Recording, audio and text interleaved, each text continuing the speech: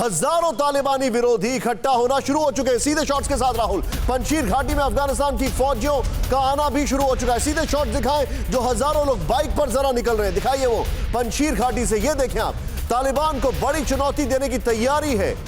सीधे visuals play करें, अब गिनते रहे बाइक्स को।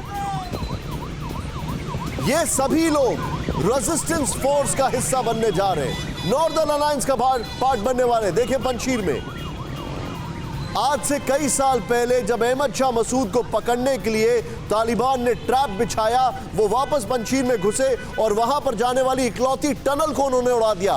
तालिबान पूरी तरीके से ट्रैप हो चुका था। ये देखिए, इसके बगल में मैं दोनों तस्वीरें दिखाऊंगा, दोनों तस्वीरें दिखाएं किस तरीके से अफगान के फौजी और कई सारे लोग वहां पर। ये देखें आप, इन तस्वीरों को देखें, ये लोग सीधे सीधे वहां पर जा रहे हैं। मैं चाहूंगा ब्रेकिंग और विजुअल के साथ सीधे मैं चलूं जनरल कुलकर्णी के पास। सर, ये एक उम्मीद की किरण है अफगानिस्तान के लिए जो तालिबान से परेशान है, और ये जो विजुअल्स आ रहे हैं, क्या आपको ये देखकर लग रहा है, जो अभी तक जानकारी है, कि अफगानिस्तान की जो फौज है, जो अपनी लॉयल्टी ओ करती है अमरुल्लाह सालेह को, ऐसा एक बहुत बड़ा तबका है, वो एक बहुत बड़ी फाइट देने की कोशिश में है तालिबान को वहां से?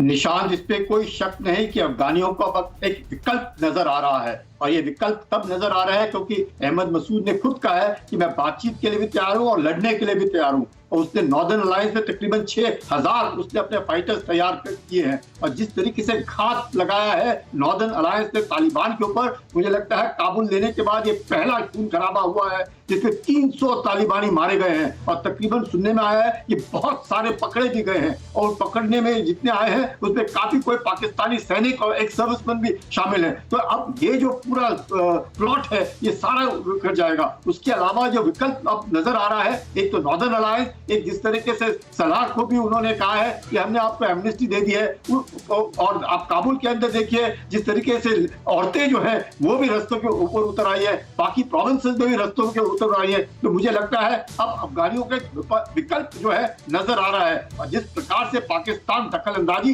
देने की कर रहा है, हक्कानी नेटवर्क को बार बार लगा रहा है, और इसमें एक ही हुआ है कि जो अपने पूर्व राष्ट्रपति थे उनके भाई जो है वो तालिबान के साथ मिल गए। तो मुझे लगता है इस तरह की एक चीज जानना चाह रहा हूं यहां पर, मैं जरा ये तस्वीरें दिखाना चाहूंगा। ये हमारे जितने भी दर्शक जरा इन तस्वीरों को देखें, एक बार ध्यान से देखें इन तस्वीरों को। और मैं चाहूंगा राहुल, अगर संभव हो पाए तो हम चारों तस्वीरें दिखाएं जो थोड़ी देर पहले हमने दिखाई थी, वो 2 तस्वीरों का पैक और उसके नीचे 2 तस्वीरें। किस तरीके से तालिबानियों को वहां पर खत्म किया जा रहा है। और यहां पर ये देखें, पंजशीर में विद्रोही जो हैं और अफगान फौज के लोग हैं वो ज्वाइन कर रहे हैं। ये एक बहुत बड़ी खबर है।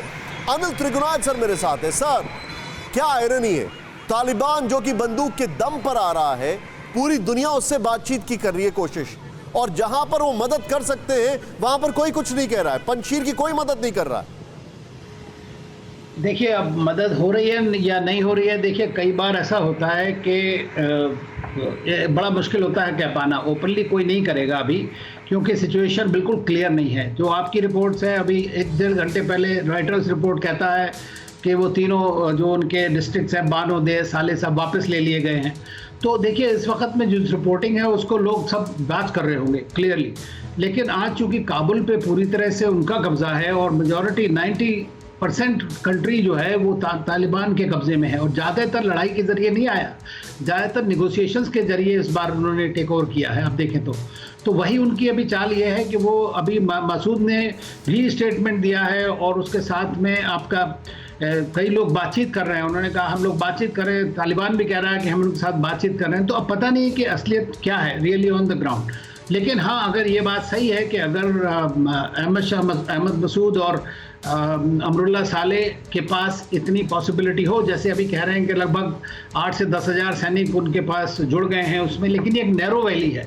तो नैरो वैली में जो है दोनों तरह की बातें होती हैं। जनरल्स बता सकते हैं इस बारे में हमारे कि ये अगर बंद भी हो जाए, अगर रसद बंद हो गई तो वैसे उनको प्रॉब्लम है, और अगर खुली रही तो उसको कभी भी बंद किया जा सकता है। तो इस वक्त में ये पता नहीं है रियलिटी की क्या है। देखिए, दूसरी चीज़ ये है कि अभी सभी लोग जो है, मैं देख रहा हूँ कि जितने भी इंटरनेशनल कम्युनिटी है वो इस कोशिश में है कि ये बजाय लड़ाइयाँ होने के ये एक तरह की एक इंटरिम गवर्नमेंट बन जाए जिसमें सबका रिप्रेजेंटेटिव हो।